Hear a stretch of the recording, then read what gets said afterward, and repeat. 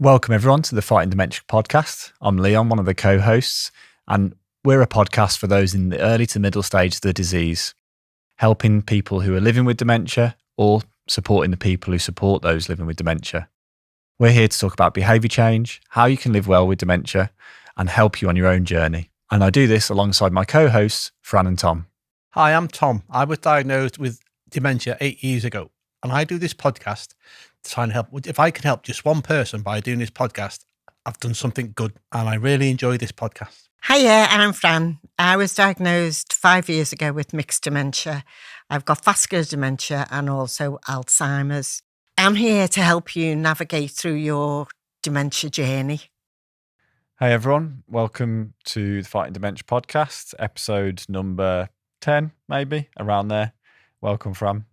Hiya, are you okay? Yeah, I'm good. Oh, I'm having a bit of a day, aren't I? Oh, you certainly are. You need a PA.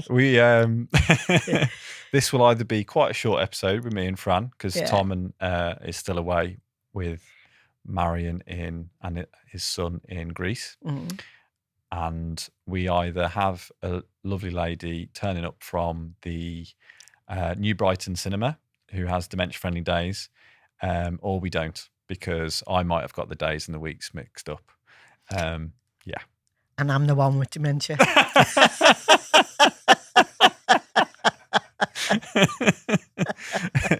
Yeah, sorry about, like we said, Richard and Judy don't have to put up with this, do they? Last week's episode was really interesting with Graham Smith. Oh, yeah, it was smashing.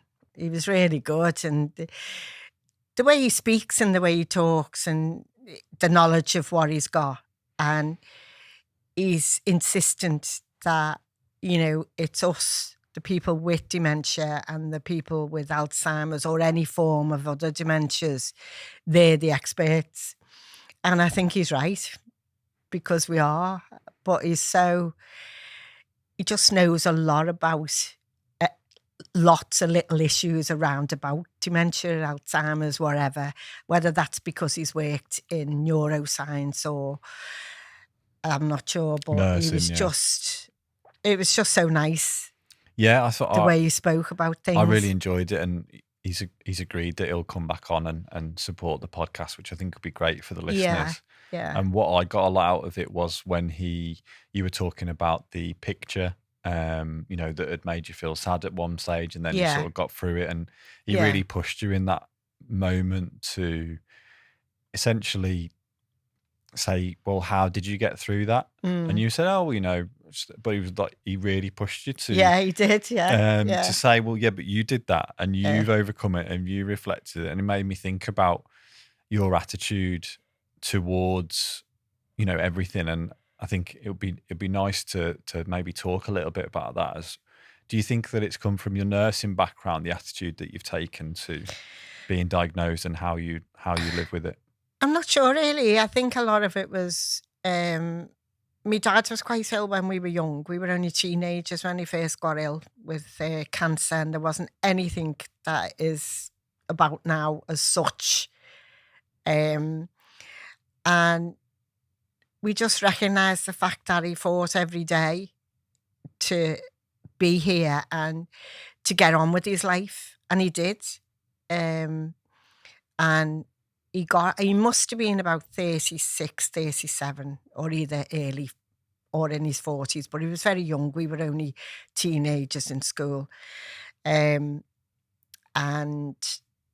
he just worked so hard to just get on with his life. And he had another 10, 12 years after that. And he was amazing. He had to have surgery on his leg because that's where it was. And he was on crutches after that and everything. But he got up every day and tried something new. He was a bit of a character, my dad. So, but he never stopped living his life. And my sister and I were talking about it. And we said, we think that's where we've got our determination from, was my dad. We couldn't sleep in of a morning if we'd been out the night before. You got up and you went to work. If you were, when we were at school, you got up and you went to school. You know, there was never anything. We had to work for everything that we needed to do. So I'd say it was around about my dad, to be honest. My sister and I were talking about it, and we were just brought up that way, to be determined, to do what you had to do to get over the situation that was at that time. So it was my dad. Thank you very much. And do you think that's what led you into nursing eventually? My dad, yeah, it was, yeah. I used to go to the hospital and I loved it. I loved going there. And then when I was 17, I went as a cadet nurse in the ward that my dad was initially looked after. It was B ward in Walton. And, I went there every Saturday morning for my ward work. And my dad was made up.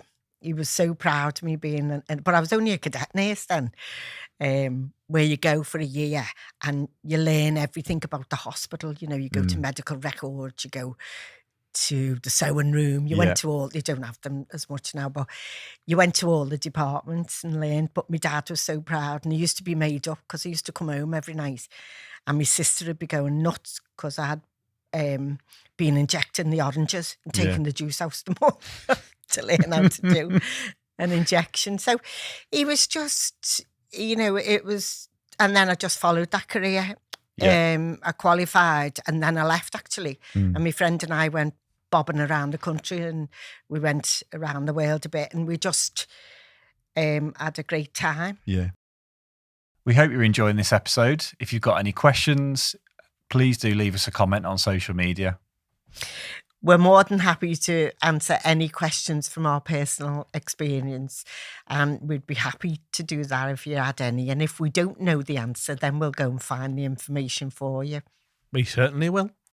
And then you fought to get diagnosed,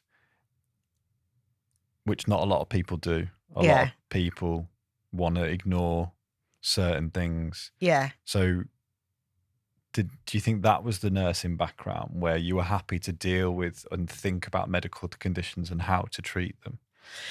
No, I just felt I knew something was wrong, and I know my personality, so I knew there was something different in me that wasn't there before. But the thing is, it comes on quite gradual, so you can put it down to other little things. But it was very like sort of, I'd forget something, or I wouldn't do something, or something happened, and just put it down to, oh, that's all right, I'm fine now. And then it came to a point where I thought, oh, I'm not fine. Yeah. There's something not right here. And I spoke to my husband and the family, and they were all, oh, Mummy, it'll be okay. And, and Fran, it might just be. And then in work, it was, it might be because we're having a very stressful period in work and that, and being a nurse, obviously. And I just knew it wasn't right. Yeah. And from that moment, how long do you think it took you to get to sort of, where you are now in terms of positive outlook and wanting to do something in the community? Of, how long before was it you were giving talks in universities? Well, once I was diagnosed, obviously, and it took like a good 2 and a bit years to be diagnosed in all, because I've got 2 types. I've got vascular dementia and Alzheimer's. The vascular came first, and then later on, because we had the pandemic as well. So I had loads of time to think about it then. And I think, a lot of people said to me, oh, you haven't accepted it. And I said, well, I have. I have. And I think people were waiting for me to sort of hit a brick wall. But I never did, and I never have, because I knew that I had something wrong with me. And once I was diagnosed, that made me feel better, to think I didn't like it by any sense of the word. I knew my life was going to change, but I just thought, well, it's going to change, and I'm going to change with it.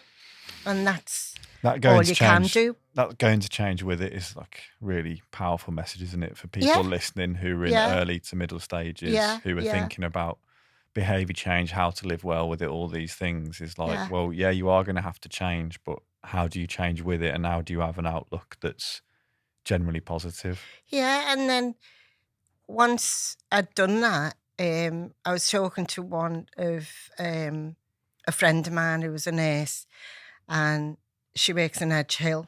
She's one of the tutors in Edge Hill, and Edge Hill University. And she said to me, Fran, would you come and give a talk to the student nurses? And I said, yeah, I'd love to. And so Frank and I went and done that, and it was really good. And the nurses were really, pleased with it, and had a much better understanding of it after that. Yeah. And then we got asked back again, Frank and I, because Frank goes to most things with me as well. And then we went to the Royal Liverpool and give a talk there. And then we went to Aintree Hospitals and give a talk there. And a lot of people are just baffled as to what dementia is, what Alzheimer's is, what any form of brain disease is, that you can't, you become detached in a way. And people, like we've said 100 times, what do you look like to have dementia? Yeah. And a lot of people don't think that I have it. And there's an awful lot of people out there as well who are in the same situation as I am. And I don't want to go and say, oh, well, I've got dementia. I don't think it's I just talk about it when people ask me about it or something like that. And if I was sat across from you and I'd just been diagnosed with dementia, but because I actually had this from one of the listeners this week asking me, well, yeah, but I've been through this. And at the time when we said about dementia, even though they were diagnosed, like they didn't want to deal with it. They didn't want to like talk about it. They didn't want to know about how you could live well or how you could stop it progressing. Like, what would you say if I was sat here and I'm saying, oh, I can't be bothered to dealing with it? What would you say to them? Well, I think you've got to explain to someone not in a forceful way, but explain your situation, but their situation isn't like mine. They're different to me. But there is help out there, and there's so much help that, people can say, we'll do this with you, we'll do that, we'll do this, we'll do that. And at the end of the day, a lot of it is up to us, what we do. And I think if they feel confident enough and they have the knowledge behind them to know that it's not always going to be like what you see on the television or what you see. Fortunately, I have had 5 years now, which is great. But I know people like we had George on who's had 11, Tom's had 7. 8 now, yeah. 8 you've got to live your life from day to day and try your best to make the most of that your dementia will allow you to do. Because I couldn't say to someone, oh, well, I go on the bus, because someone might say to me, well, I find that really difficult. Yeah. So then you'd talk about everything that you could do, even if they had to do it in the home all day because they couldn't go out or something like that. Just something different to make them feel not as, a lot of people go into depression and that's rightly so. For some people, they've had a life that's been amazing and they've done everything they ever wanted to. They've got up every morning, they've gone out. Or people who just ordinarily get up every day and live their lives, in a manner that's suitable to them. Well, that's not there no more. So we have to give people the skills to learn that you can do something, even if it's only for another year or 2 years or whatever that time might be that you've got. It'll just give you time for you and your family to adjust as well and to see. It's not easy by any sense of the word for some people, but that's the way you've got to look at it. I have days where I think, oh, I can't do that. I'm not going to do that. And then I think, well, just have a little go. Yeah. Sometimes it works, sometimes it doesn't. Yeah. But the thing is, have a go. Yeah, because you'd said today that you weren't having the best day when we were chatting before this. Yeah. And I said, you don't have to turn up if you ever feel like you don't want to. But then you said you wanted to, and you said it was good for you to sort of go through that feeling a bit off. Yeah. And you'd said you thought you might be sundowning, but you don't think it's that. Yeah.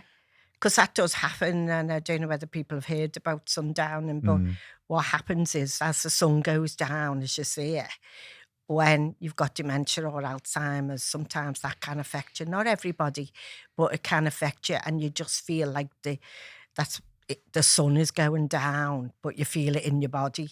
You feel, and then you get a little bit agitated and a little bit, not saying confused, but you get a little bit, and that can last for a good little time, but you do come out of it. But it's like, when I first got my first episode of it, I was, oh my word, what the hell? What's this? Yeah. Yeah. But there's lots of little things that it makes you do that you've never done before. Yeah. It's just learning about them and having your friends and your family and people, who are there to make you do the best that you can. And fortunately enough, understand a little bit about what you're going through. Yeah. And because I was a nurse, I knew there must be outlets somewhere for me to go to. And I went and found them.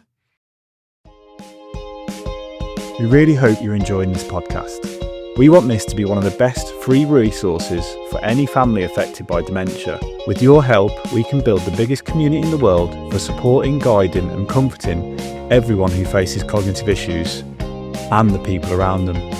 So please hit that subscribe button or share it with someone who needs it.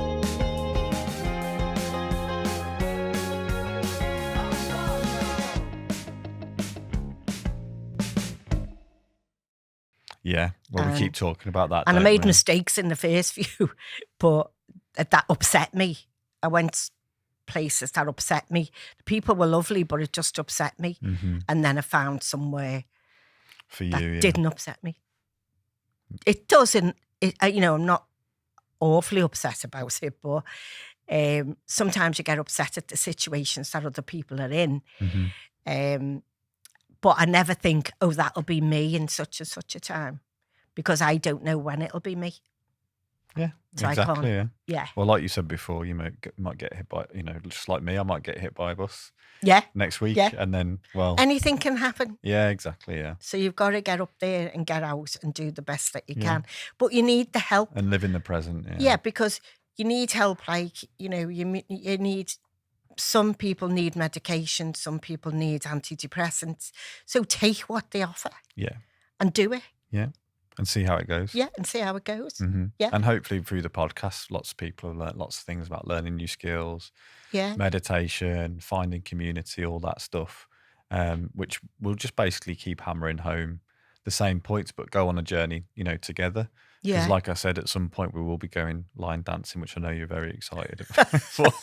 Not. I've got no sense of direction now, and I've got spatial awareness. It'll be and a lot of people better video then. That. I can't wait. You are? It'll be an even better video then. Yeah. Me falling flat on my backside.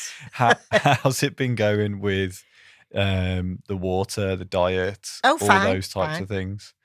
Because you said when we spoke on Monday. I've been doing really well with it, honestly. Yeah. I have, yeah. And I had a day off the other day because I was just running to the loo too often. I thought I've obviously drank too much. Yeah. So I had a day off the next day. I thought, I can't do that all day. But no, I'm sticking to it. I'm making sure I have more than I've ever had. Like I'll have one of a morning, one mid-morning, then amazing. This size, and then one in the afternoon. Then I'll go early of a night and have one, and then I have one when I'm taking my nighttime tablets. And how have you managed to sort of how has that become a big part of the day, or is it just conscious, like just being more aware and thinking about it? It's just more aware of it, yeah. When I go somewhere, I'll have water now instead of Diet Coke. That's a great. I'm and I love Diet If that's Coke. because of the podcast, then we're winning. I think just get a water. Just things like that. Just little changes. Nothing massive. Yeah. Nothing big. Just a little So change. we got those labels, and I was hoping that they'd be here today. So we'll pull it up on screen because, as my colleague mentioned, the spelling last week was UOU apostrophe YRE, which is, I don't know what that was, but it was totally wrong. So we've sort of updated the design a bit, and they'll be arriving. And like I said, we're going to give away 1,000 to any listeners that want them. So if you want them, you can email us. Are they sticky back? Yeah. So they're just like labels. a noteless. They're basically labels. So the white space there is for you to write, and I'm going to try it at home as well to try and divert me from the sweet cupboard or whatever into something else. And also, I haven't had a home still. Haven't you? I haven't had no chocolate, nothing. No. What a hero. So it's for we'll send 5 out to anyone that would like them. Just email us hello@fightingdementiapod.com or go onto the website and send us a note. And I think the whole "you're not fighting alone" is really what we're trying to do, aren't we? Like spread the message of what you can do to live well, and for people in the early to middle stages, what you can change. And it's good for the carer. Yeah, the supporter. Yeah. Supporter. Yeah, that's right. Yeah, the supporter. Yeah. Oh, yeah. Why do you think it's good for them?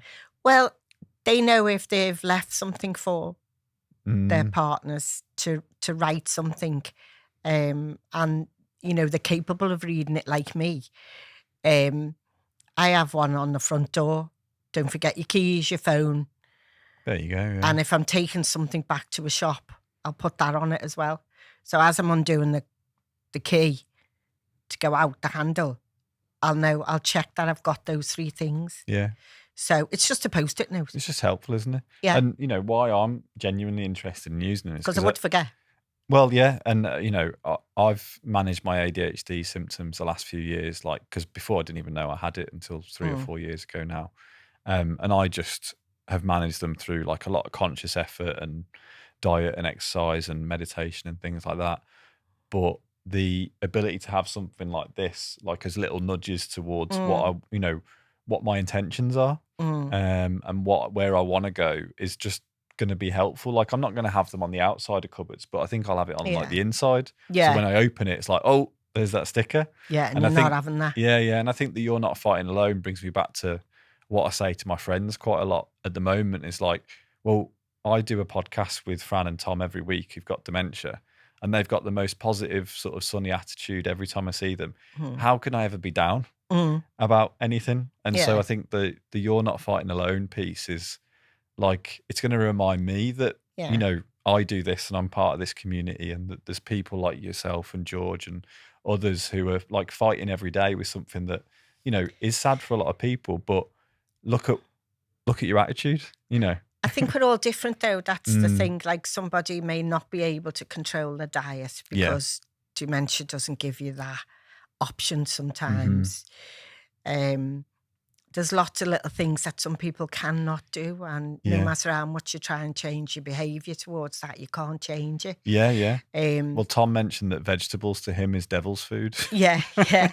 And it's true, to some people, things they can't change. So, it's not putting an emphasis on, because that's making someone feel a little bit bad, really, I would imagine. If someone said, "No, you've got to do this, do this.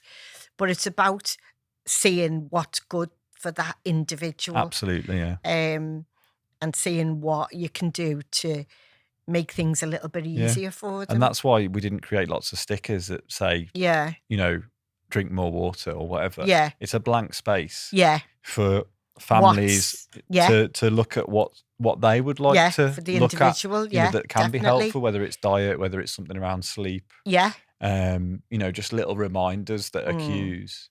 Because it's right, isn't it? For me to get Tom to eat more vegetables is probably impossible. You'd never get there, would you? But I can understand what he's saying. Yeah. You go off food. Some days you don't want to eat. Some days you want to eat for Britain. Yeah. It just doesn't make sense. But it makes sense to your dementia brain. Yeah. Well, to your world. Yeah. Your world is totally different to Tom's. Yeah. Isn't Definitely, it? yeah. And what's Yeah. important and what. And he's got a different type. Yeah, of course. To me, he's got the same Alzheimer's, but he's got a different type frontal of dementia. temporal as well. Yeah. Yeah. Yeah. So I imagine they're all different parts of the brain that, what's the word I'm looking for? That the brain deals with. Yeah. Thinking, your unconscious brain and, all things like that. I think they're different, aren't they? So Absolutely, yeah. And we're all different. None of us are the same, are we? No, not at all. And I think that's because listeners have been in touch and talking to people who listen as well in the community, and you're trying to, we're trying to like have this broad approach, but like we discussed last week, it's so individualized, isn't it? Yeah. Dementia and how What's it presents. What's that saying about fit? Doesn't fit someone, but it'll fit someone. I don't know what that saying is. Do you know what it is? One thing doesn't fit all. Can't remember what it is now. I'm sure someone will know what it is. Yeah. And it doesn't. Square pegs and round holes and all that. Could be, yeah. Something like that, yeah. Yeah. So I think so what we're trying to do is cover as many bases as possible with the knowledge around behaviour change. And then like Graham had said last week about different types of therapies that are out there. Now with AI, you can go onto Google, search about a particular type of therapy, read about how to do it, and just try it and just see if it works for you. The same with like putting stickers, to remind you to drink more water or to avoid sugar or whatever it might be, that you're trying to set intentions around. Yeah. Because we talked about intention implementation. Like if I open the fridge, I'll have a glass of water. If I open the sweet cupboard, I'll have nuts instead. Little things like that. If behaviour change is like such a huge topic and everyone then's experience of dementia is so different, it's really hard to cover all the bases. But hopefully it feels like through the podcast and through interviewing different people, we're going to have a nutritionist on.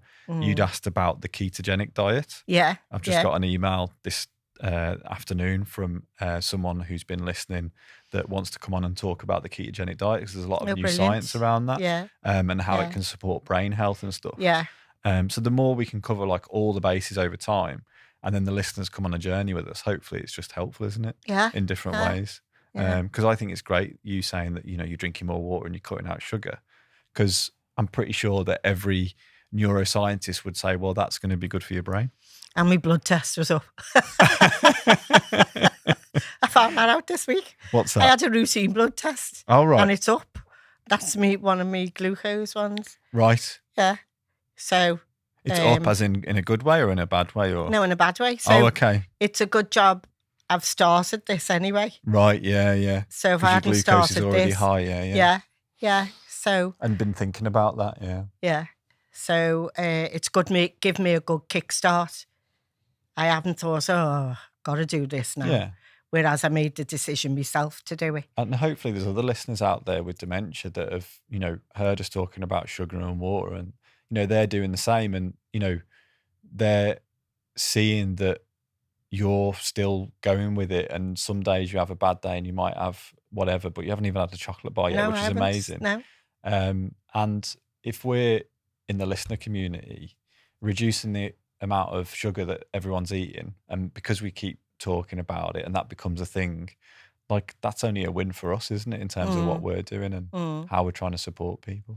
I think what we were saying, I think maybe we might have mentioned it last week, I'm not sure, but there's so many types of dementia, and I think that's why in the health service or people just don't realise there's so many, so they don't know how to treat them. Yeah. So they just treat them as one.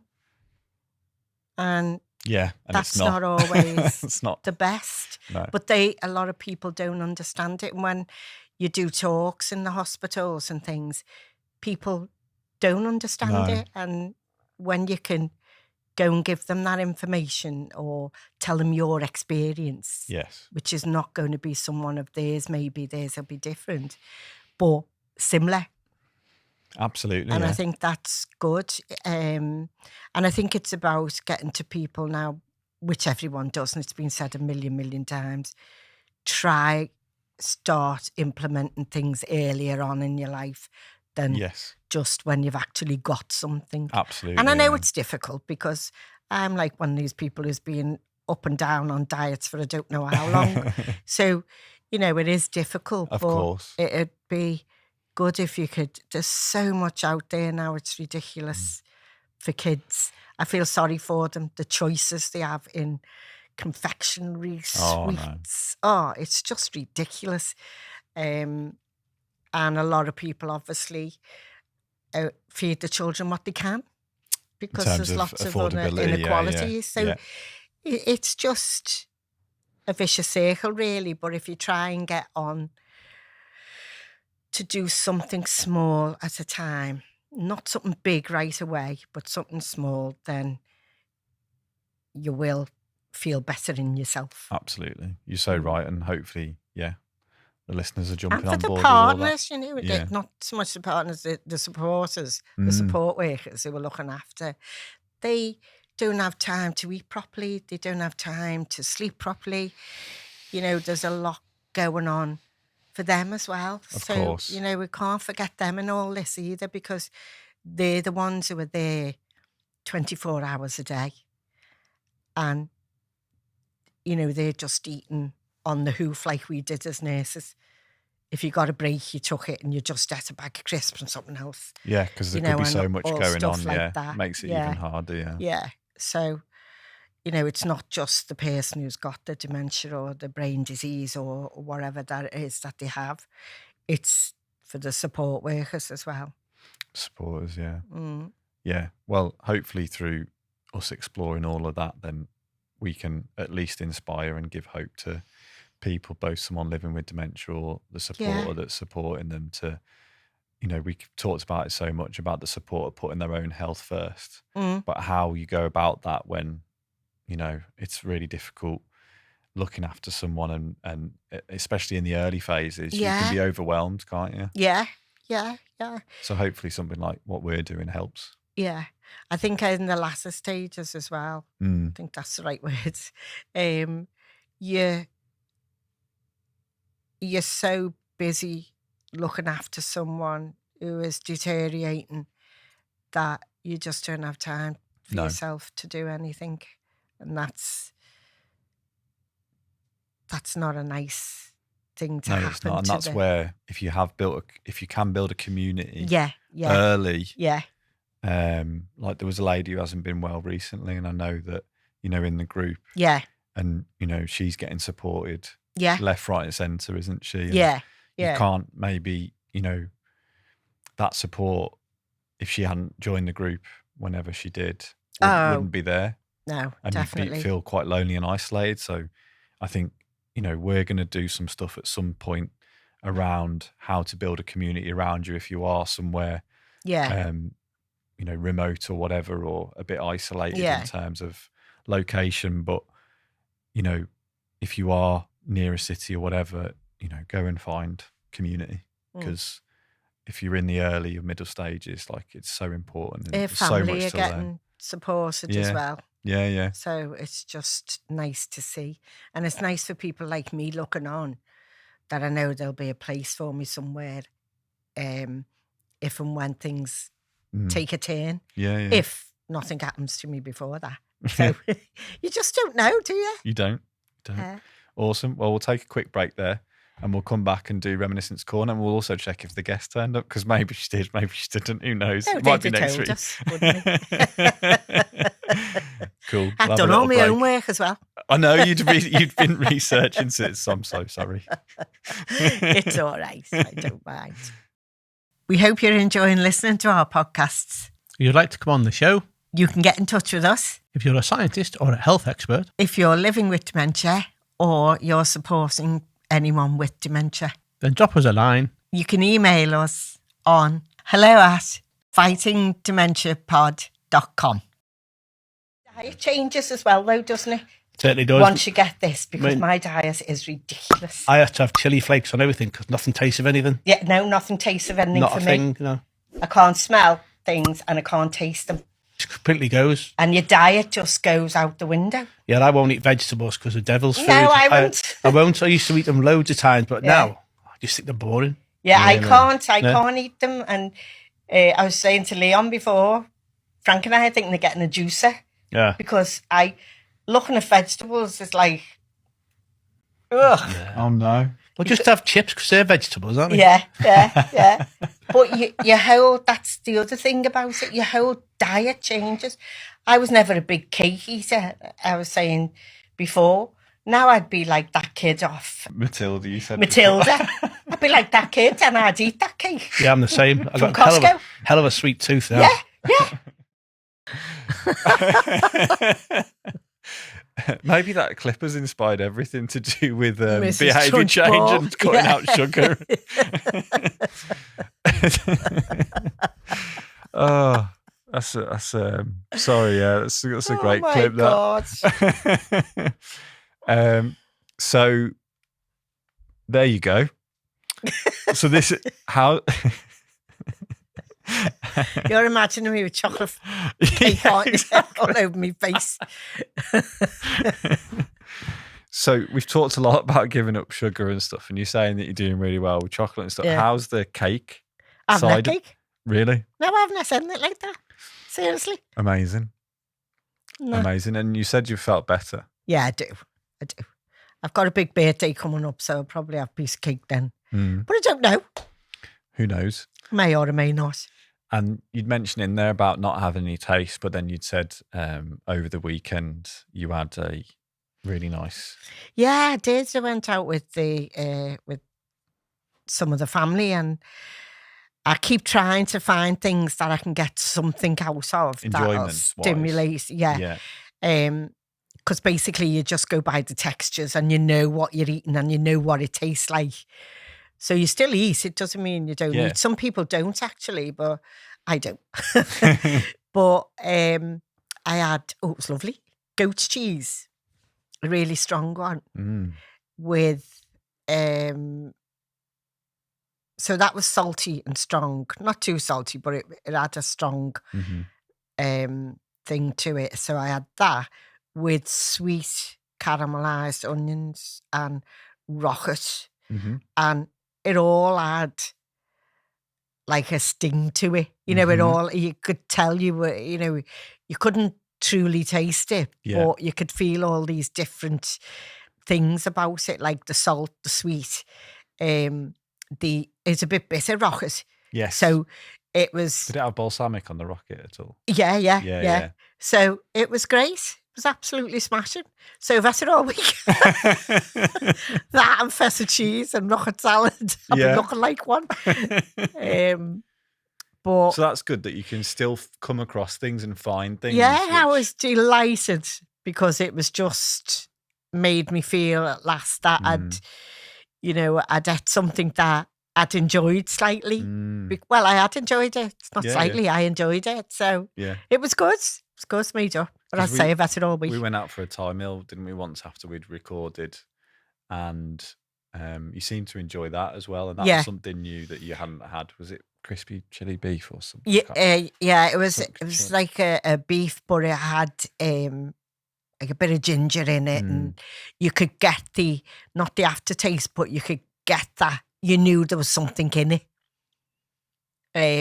So it was quite strong. The chili, that, and all the things in it. So you can, if I do a chili con carne at home, I can eat that. I can't taste it as such, but I can get the feel of the chilies and, things like Tom said, he puts chilies on everything. Yeah, just to give you that, you're eating something, and it makes it taste better because it just does. It's ridiculous. I know people will say, might say, well, that's a bit daft, but it isn't. It's just interesting. Because you can't even smell it. Right, yeah. I wonder if there's like a dementia cookbook out there. We'll have to have a look. Yeah. I'll have a Google afterwards. Yeah. And we'll put anything that we find in the links. But it's interesting. We will get a nutritionist on at some point. Yeah, and that'd be good. Talk about all those things. Yeah. Because it's interesting, because you were dead excited to tell me about, I found this thing and I loved it. Yeah. And I've been eating it every day. Yeah. So it was really interesting to see that, like, you know, there must be other dishes maybe that are out there that are, like, have those sorts of, I don't know, properties, I guess, or... Well, Frank's juicing, as you know, because he has not been well of late, but he's eating juicing things. So I'm drinking them with him but one of them's like beetroots, oranges, lemons, ginger, and all stuff like that. And I love drinking it because I can get a real tang off it. I can't taste the beetroots, I can't taste the orange or the lemon, but I get a real tang, different tangs. I know there's different things in it.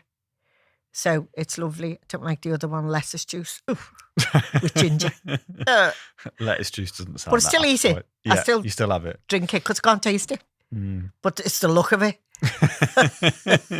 Well, that's probably a big part of it, isn't it? I feel like we need a nutritionist and a neuroscientist at the same time to understand that a bit more. And I'm sure it's probably a relatively well-studied topic. But yeah, we'll have a look at a cookbook and it's a big thing that you lose with dementia because you're going out to eat meals with people to do things and you can't taste it and you always get slightly disappointed every time. So, you know, it has that effect as well. Yeah. People will say, well, why do you eat it? And well, you do because it's the social side. Yeah, yeah. You know, it's what you've always done. You've gone out for meals. My friend and I, Glow, I think we must have done every place in town and round here at the Baltic Triangle.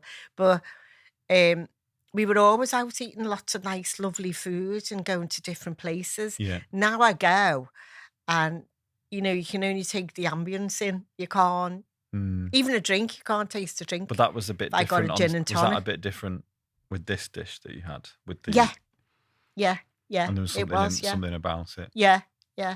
I think it was the strength of the, you know, like I can't eat too much salt, obviously, but it was the saltiness in the goat's cheese or the strongness of it. Well, that's it, because obviously you wouldn't recommend having loads of goat's cheese and onions every day. No. And especially, like, I guess it was like quite a substantial bit of goat's cheese. Yeah, it was. It's interesting. Like, it was in breadcrumbs. How do you marry up the desire for the tanginess or the certain strong flavours with then something that might be healthy? Yeah. Which that maybe there's some. Well, we'll have to have a look. Yeah, we'll have to have a look next week and see. Yeah. Cool. Well, it's been a pleasure. Yeah. Thank you again. Short and sweet episode. Yeah. Nice though. I know it was. I really enjoyed it, and hopefully the listeners did too. And we'll be back next time. Thanks everyone for listening. Bye. Perfect. Very well done. Thanks. How do you feel? I think it was great. Yeah, it was great. I really liked the dynamic of you two specifically. It's obviously it's all great, but like you do really well bouncing off each other, like just going through the whole thing. There's no lulls or anything like that. Oh, that was great. It's because you can't shut Fran off. That's why. Yeah. Thanks so much for listening to today's podcast. We hope you've got something out of it. We understand that everyone's journey is different, and we understand there's hundreds of types of dementia. So we hope through conversation, we're supporting you on your journey. So please like, subscribe, tell other people you know who might benefit from the podcast.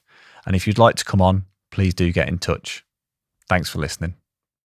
Thanks again for listening today. Just a reminder to do your own research. We always take guests, scientists, researchers, people supporting people living with dementia at their word. They might talk about things that are new in science. They might talk about things that have really helped them. So just a reminder, do your own research. And thanks again for listening.